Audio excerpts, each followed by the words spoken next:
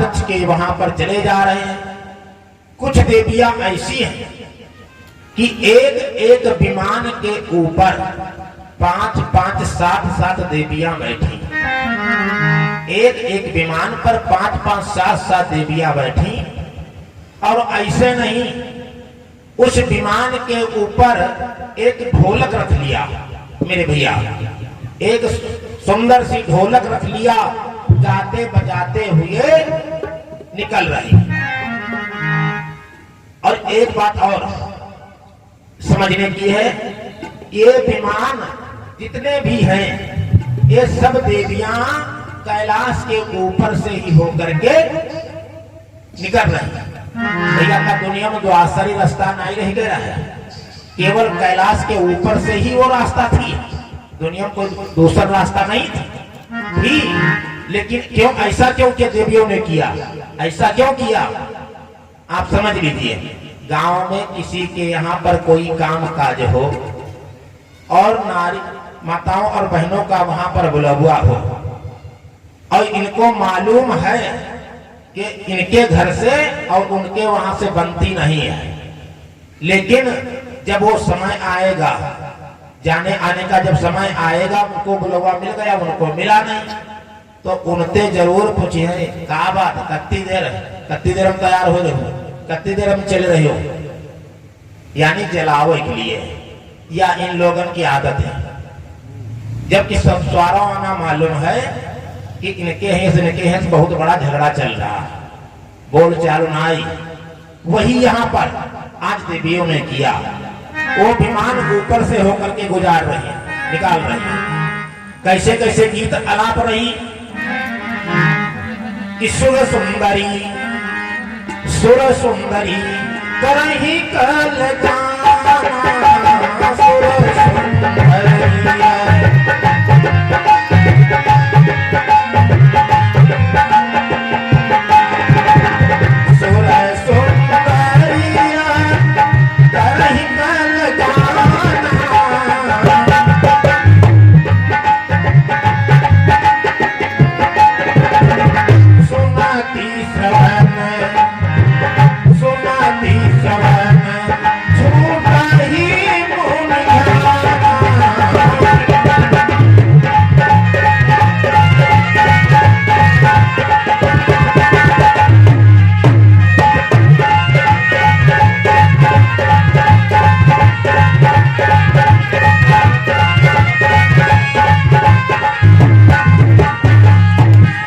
सुर सुंदरिया करही कल गाना, सुमति श्रवण छूट ही मुनि ध्यान।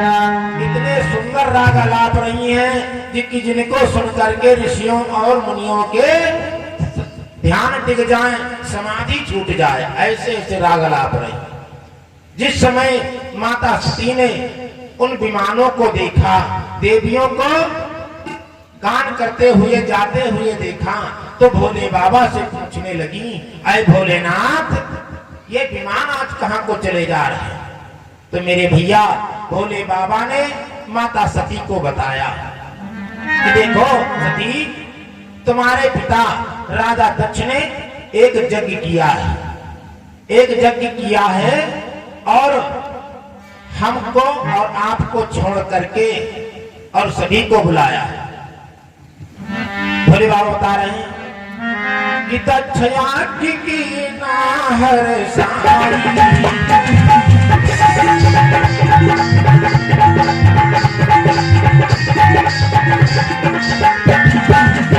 दक्षया की नाहर साई, हमारे पैर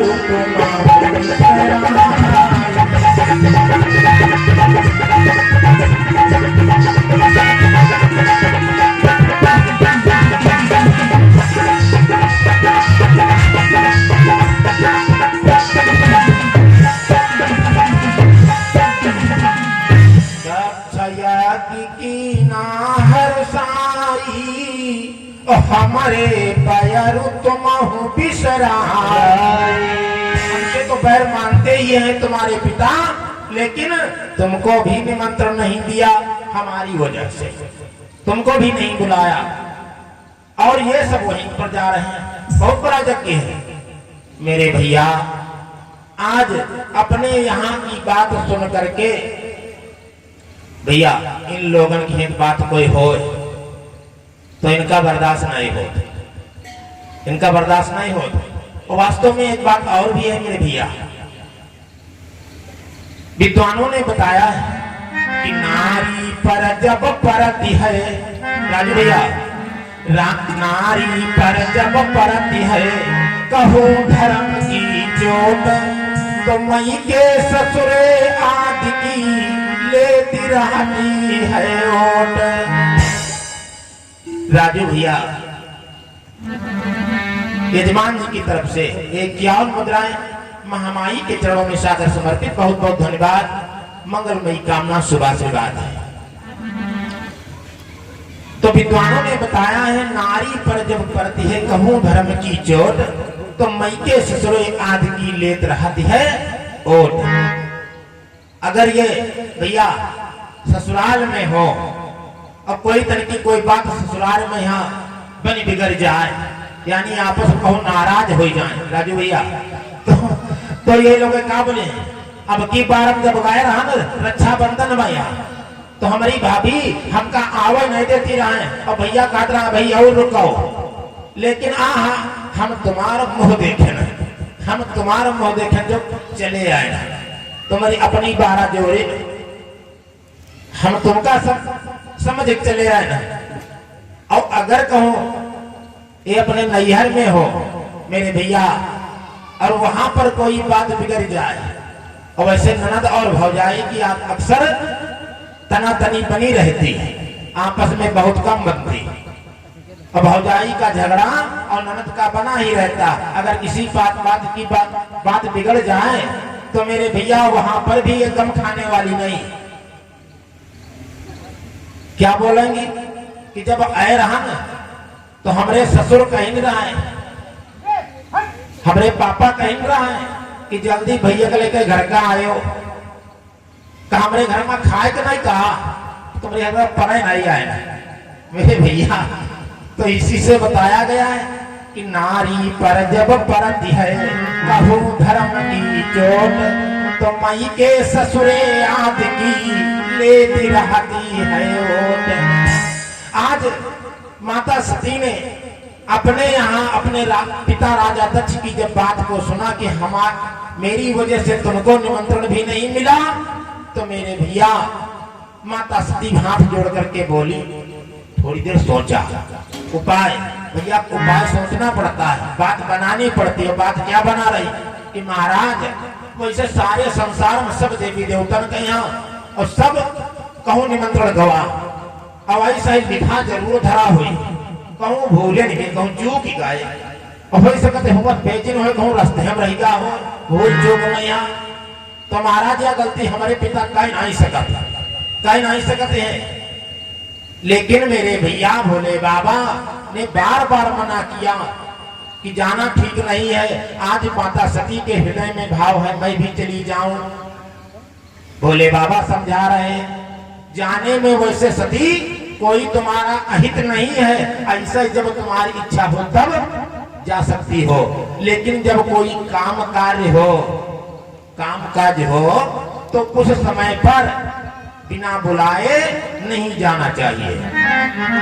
भोले बाबा बता रहे हैं कि जो बिन बोले चाहूं भवानी, चाहूं भवानी, मोहि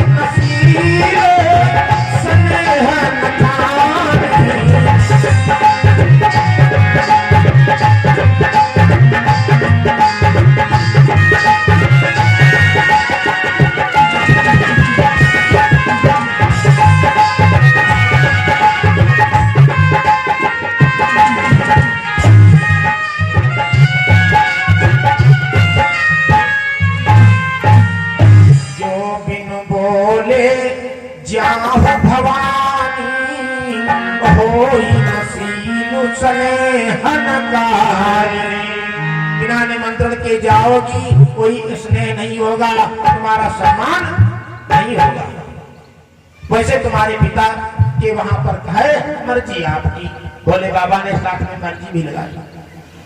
तो भोले बाबा ने माता सती का जब बहुत बड़ा मन देखा, कोई नाथ अब की बार बहुत दिन से गए नहीं, और अब की आपकी इच्छा हो तो हम चली जाए और ज्यादा रुकब नहीं, चलिए हम जल्दी यही पर। भोले बाबा जाने कि 87,000 वर्ष से कुछ ज्यादा समय बीत गया है, हमने भी सती को त्याग दिया है और सती के हृदय में बहुत बड़ा दुख है। मैं तो तपस्या में बैठ गया था, लेकिन सती का मन इधर उधर भटका हुआ है। कोई बात नहीं, चली जाए 2-4-10 दिन के लिए तो कोई बात नहीं। बोले सती अगर जाना ही चाहती हो तो मैं मेरे 2 गण तुम्हारे साथ में रहेंगे और तुम चली जाओ। ऐसा भोले बाबा के मुख से जब सुना तो माता सती तैयार हुई और 2 गणों को साथ में भोले बाबा ने कर दिया। यहां से चलते चलते माता सती जाकर के महाराज दक्ष के यहाँ पर पहुंची। जब महाराज दक्ष के यहाँ पर पहुंची तो मेरे भैया मन में विचार करती हैं कि पहले सीधे महल की तरफ चलो। तो जब महल की तरफ आगे को बढ़ी, जब महल की तरफ आगे को बढ़ी तो हुआ क्या, महाराज दक्ष के कई नारियां थी।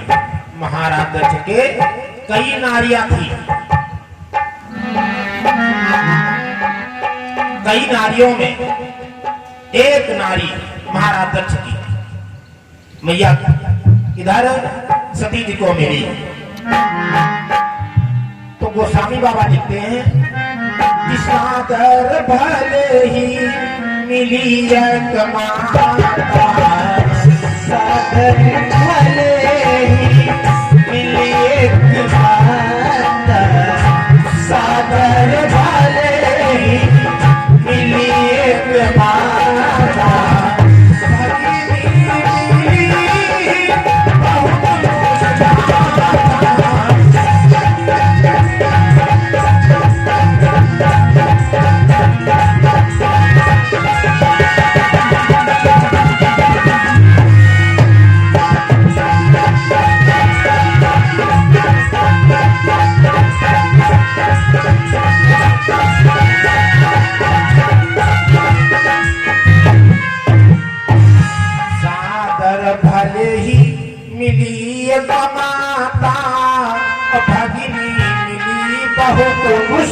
मेरे भैया भगनी कहते हैं बहन को।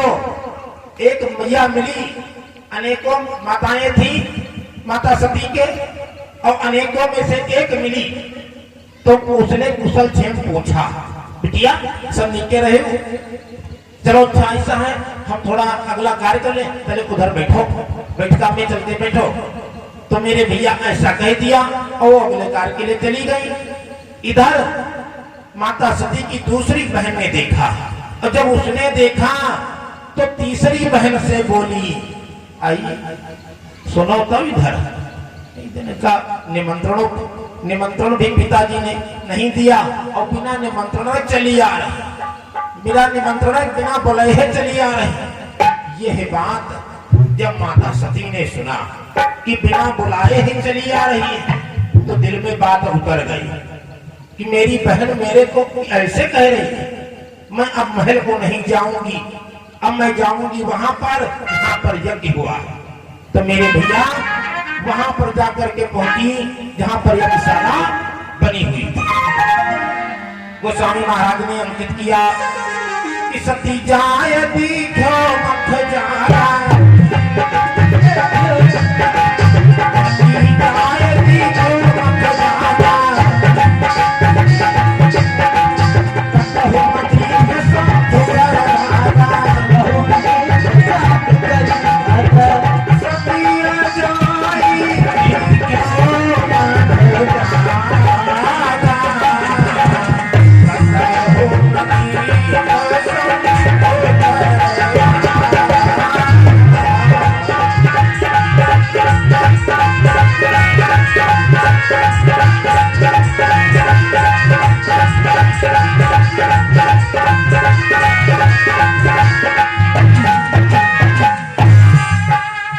सिय जाय दीख्यो मख जागा और कतहु न दीख शंभु गर्भा। उस यज्ञ में सभी देवी देवताओं के मेरे भैया भाग थे, स्थान थे, लेकिन भोले बाबा के लिए कोई स्थान नहीं था। ऐसा जब भोले बाबा के अपमान को देखा तो माता सती को रहा नहीं गया।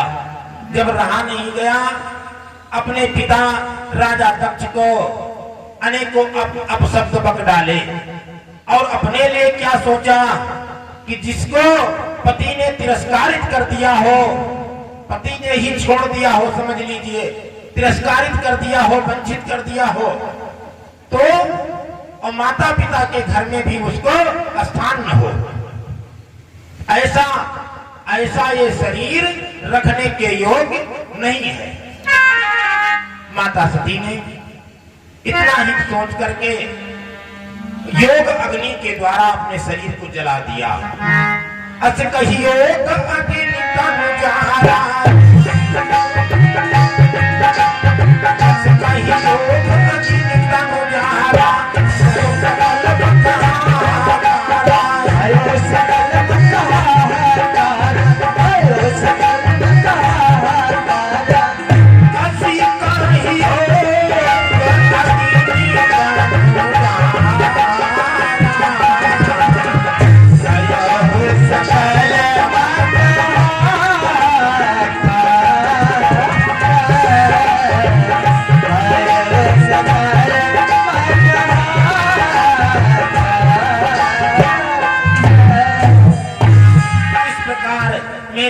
योग अग्नि के द्वारा अपने शरीर को जला दिया माता सती ने। माता सती के शरीर में आग प्रज्वलित हो गई, हाँ आग लग गई, शरीर जलने लगा। जो दो गण आए हुए थे उन्होंने बचाने की बड़ी कोशिश किया, लेकिन बचा नहीं पाए। तो भागते हुए कहाँ पहुंच गए? भगवान भोलेनाथ के पास, कैलाश पर पहुंच गए और सारा जाकर के हाल बतलाया उन गणों ने। और जिस समय माता सती की ऐसी दशा को सुना, भगवान भोलेनाथ को क्रोध आ गया। भोले बाबा ने क्या किया? अपनी जटा से एक बाल को उखाड़ लिया और उखाड़ करके जो ही पृथ्वी पर पटका तो एक वीरभद्र नाम का गण तैयार हो गया।